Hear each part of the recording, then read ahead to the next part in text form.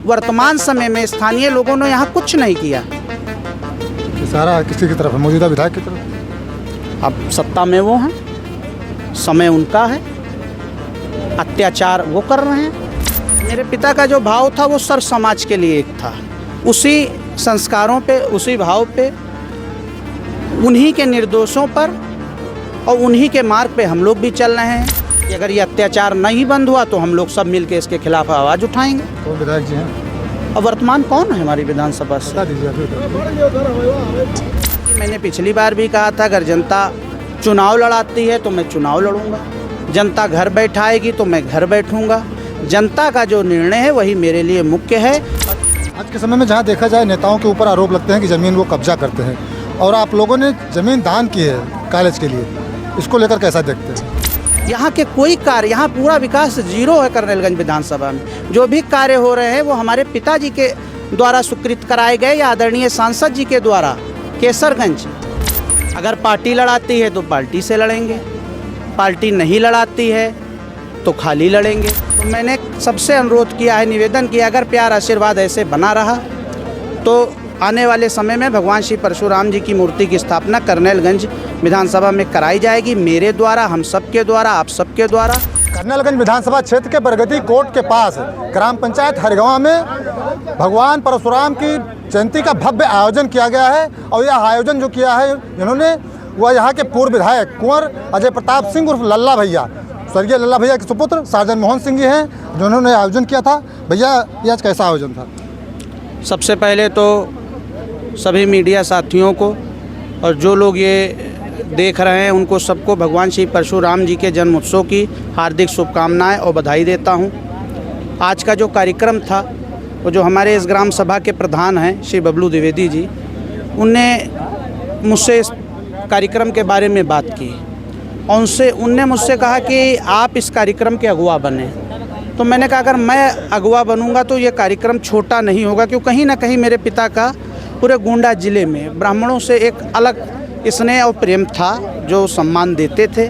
तो इस कार्यक्रम को पहले तो हम लोगों ने छोटा उसमें बनाया, लेकिन इतनी भारी संख्या में लोग आए कि ये कार्यक्रम एक भव्य आयोजन के रूप ले लिया।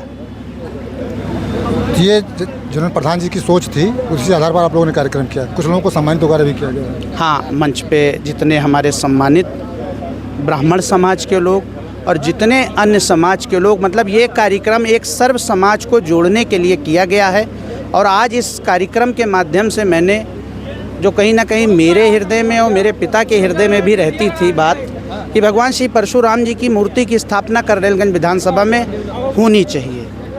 तो मैंने सबसे अनुरोध किया है, निवेदन किया, अगर प्यार आशीर्वाद ऐसे बना रहा तो आने वाले समय में भगवान श्री परशुराम जी की मूर्ति की स्थापना करनेलगंज विधानसभा में कराई जाएगी, मेरे द्वारा, हम सबके द्वारा, आप सबके द्वारा, सबके प्यार आशीर्वाद से, जो हमारी आस्था का प्रतीक होगी। कहाँ पर स्थापना होगी मूर्ति की, साइज क्या रहेगी? ये आने वाले समय में निर्णय ले लिया जाएगा। और ये आप सब भली भांति जानते हैं कि मेरे पिता ने राजकीय इंटर कॉलेज के लिए भूमि दी, स्थापना हुई, बनवाया गया। तो इसके लिए भी और ब्राह्मण समाज हमारे सम्माननीय हैं। और कहीं ना कहीं मेरे पिता जो है, उनके चरणों को जब स्पर्श करते थे तो वो मुझसे कहते थे, ये मेरे लिए गौरव का विषय है, गौरव का वो है जो ब्राह्मण मुझे इस तरह का सम्मान और मान देते हैं। आज के समय में जहाँ देखा जाए, नेताओं के ऊपर आरोप लगते हैं कि ज़मीन वो कब्जा करते हैं, और आप लोगों ने ज़मीन दान की है कॉलेज के लिए, इसको लेकर कैसा देखते हैं? असल में मेरे पिताजी की सोच बहुत अलग थी। वो कहीं ना कहीं जब दो पक्ष आता था तो दोनों के आपसी विवाद को वो वहीं निपटा कर और आपसी सुलह कराते थे। ये नहीं कि कहीं मुकदमा लिखाया जाए, किसी को परेशान किया जाए नाजायज़, ऐसी सोच उनकी कभी नहीं थी। एक बार कोरोना काल में माननीय मुख्यमंत्री जी द्वारा NIC में एक बैठक ली गई थी वीडियो कॉन्फ्रेंसिंग के माध्यम से, तो महाराज जी भूमि ढूंढवा रहे थे।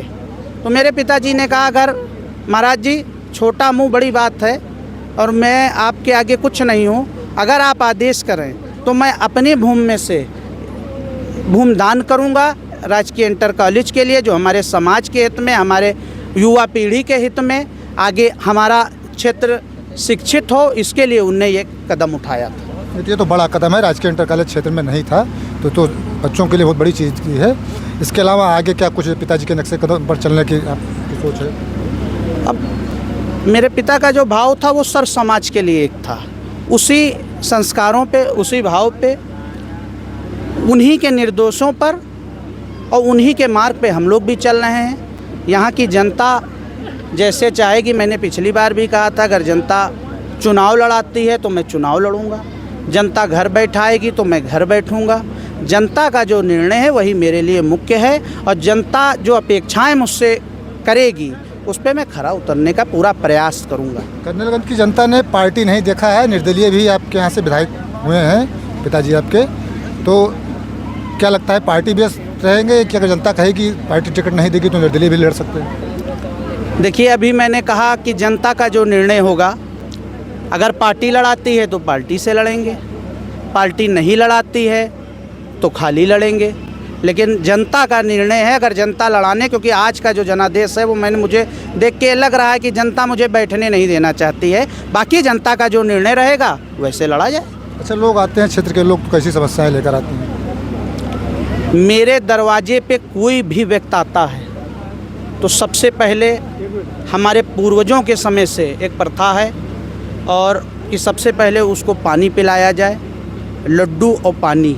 मीठे में जो हमारे यहाँ होता है, मैं उनको जलपान कराता हूँ, फिर उनकी पूरी बात सुनता हूँ और जो मेरे लायक होता है वह पूरा प्रयास करता हूँ, उस कार्य को कराता हूँ।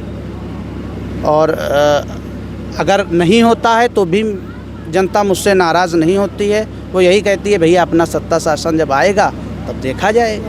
तो सत्ता शासन आप भी भाजपा में हैं, तो क्या भाजपा से लोग संतुष्ट नहीं हैं? यहाँ के जो जनप्रतिनिधि हैं संतुष्ट नहीं हैं? नहीं, देखिए, पार्टी की बात अलग है। पार्टी तक, जैसे हमारे माननीय प्रधानमंत्री जी हैं, माननीय मुख्यमंत्री जी हैं, उनको यहाँ से बातें पहुँचाई जाएंगी तब तो पहुँचेंगी। जनप्रतिनिधि का मतलब क्या होता है? जन जन की बात जो पहुँचाए ऊपर तक। जनता एक अपना प्रतिनिधि बना के विधानसभा लोकसभा में भेजती है। यहाँ के कोई कार्य, यहाँ पूरा विकास जीरो है। कर्नलगंज विधानसभा में जो भी कार्य हो रहे हैं वो हमारे पिताजी के द्वारा स्वीकृत कराए गए या आदरणीय सांसद जी के द्वारा केसरगंज द्वारा मंजूर कराए कार्य हो रहे हैं। बाकी वर्तमान समय में स्थानीय लोगों ने यहाँ कुछ नहीं किया। तो सारा किसकी तरफ है? मौजूदा विधायक की तरफ। अब सत्ता में वो हैं, समय उनका है, अत्याचार वो कर रहे हैं और नाजायज़ सता रहे हैं लोगों को।